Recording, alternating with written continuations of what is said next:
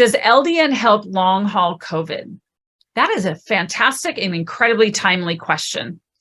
The answer to that is yes. In many situations, it helps to alleviate a wide variety of symptoms and reduce inflammation associated with long haul COVID.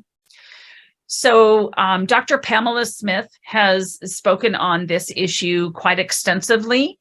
There are a couple of studies going on in the United States of using low-dose naltrexone associated with people who have long haulers. There's quite a bit written on that. And I believe in book 3 of the LDN book, volume 3, there is an entire chapter on that as well. The dosing is still the same routine as we normally see, where we maybe start low and go slow, maybe 0.1 to 1 milligram, and slowly increase that every 7 to 14 days until someone finds their happy dose. And of course, that happy dose is very individualized.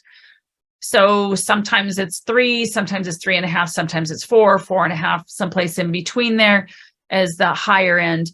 But it doesn't necessarily always have to be the same dose. It can change, and we can always lower the dose. Sometimes we go up, a lot of times we go down.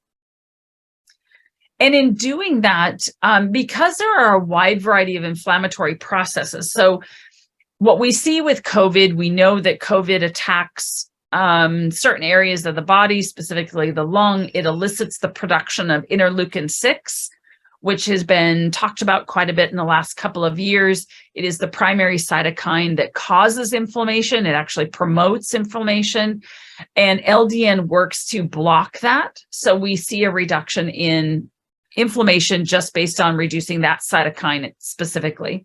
There's a few others, other interleukins that it also helps to reduce.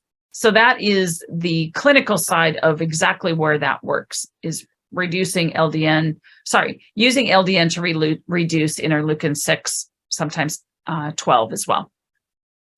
We know that low-dose naltrexone works on the toll-like receptor 4 and also 9. And those two receptors are primarily on the cell wall and intracellular as well.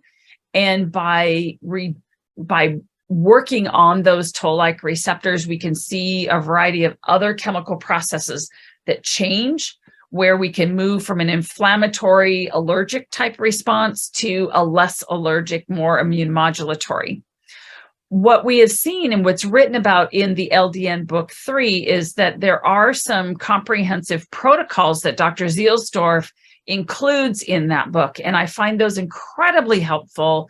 I actually give away LDN books to providers that I work with, and I've been doing that. It is a huge expense, but at the same time, it's a really great way to educate.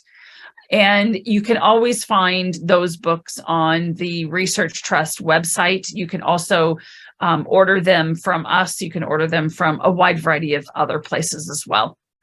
But I do highly recommend reading those books, even if that chapter does not necessarily pertain to you and your specific issues. Sometimes you learn a little bit more about how the inner workings of LDN works in a variety of issues. So for example, Dr. Brian Udell didn't realize that outside of his pediatric population, that low-dose naltrexone was actually used for adults, and he didn't know that for quite a while. And I think that's fantastic. I mean, LDN is very well studied in pediatrics as well as in adolescents and adults. So when you're dealing with long-haul COVID, again, everybody responds a little bit differently because of comorbidities, especially. I think LDN is absolutely worth a shot.